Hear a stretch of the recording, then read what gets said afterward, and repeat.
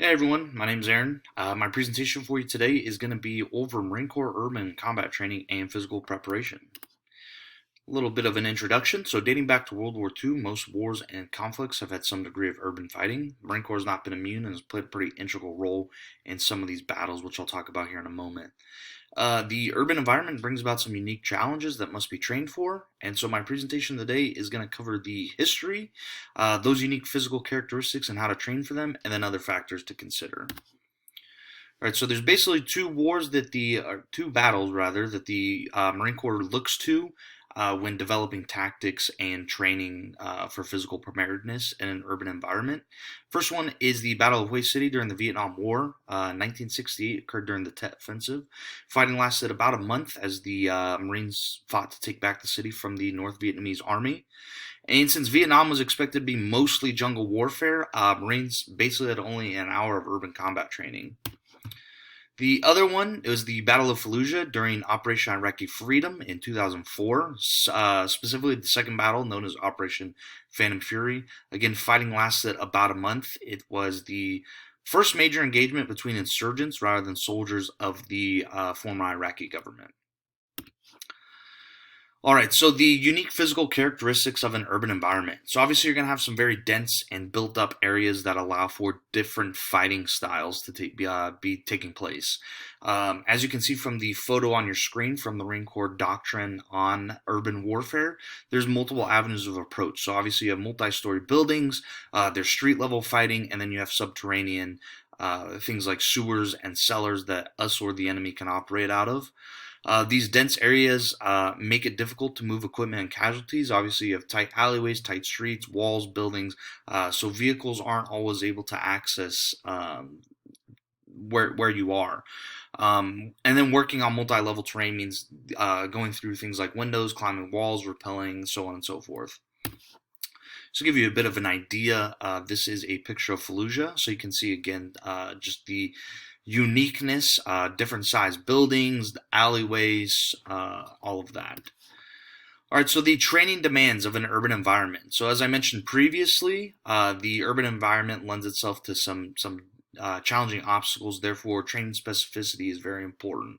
Marine Corps doctrine specifically mentions things like rappelling, climbing ladders, climbing walls, and utilizing grappling hooks, which means that programs that we develop and design as TSAC facilitators should develop the muscles necessary to complete these tasks. So something like climbing a wall is going to require leg and back muscles. And then obviously you want some training that translates over a lot better. So something like a rope climb is going to have a real carryover. So urban fighting, as any fighting, is also done under a full combat load. And then again, there's limited access for vehicles, which means Marines themselves must move the equipment and casualties. So therefore, training should be done under load, and then also moving load across a certain distance. So something like a weighted pull-up would simulate climbing a wall in full combat load. But then you have things like tire flips, sled drags, which will simulate moving equipment. All right, so this was a study conducted, I know, on the Canadian Armed Forces, but it kind of gives you an idea of the training demand, or the physical demands, rather, of combat tasks in an urban environment. So basically, it sought to see which factors would predict performance when carrying out combat tasks like a stretcher carry, freeing of vehicles, and sandbag lifts and drags. It concluded that body composition and maximal strength were pretty big indicators of how well an individual would do. Aerobic capacity relative to body mass would also be a pretty big predictive factor. What this study did was it was able to adjust an individual's VO2 max for what it would be if they were under load, since obviously carrying body armor and ammo and all that's going to impact your VO2 max. And then something of a note here, the metabolic demand of a casualty evacuation is the same as moderate intensity exercise. So that kind of gives you an idea of, as a TSAC facilitator, just how intense you would want to make a program. Other factors to consider, so kind of outside the realm of a TSAC facilitator, but it's always important to get the full context and know what a tactical athlete's going to encounter.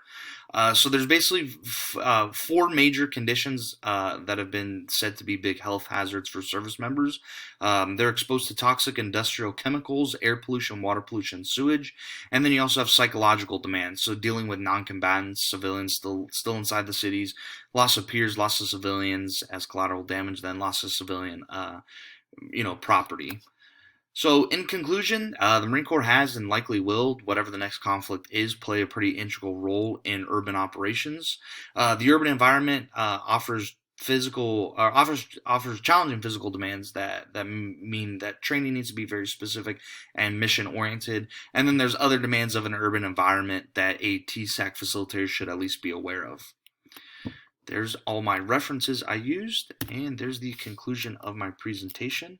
Hope you guys enjoyed and you learned something. Thanks so much.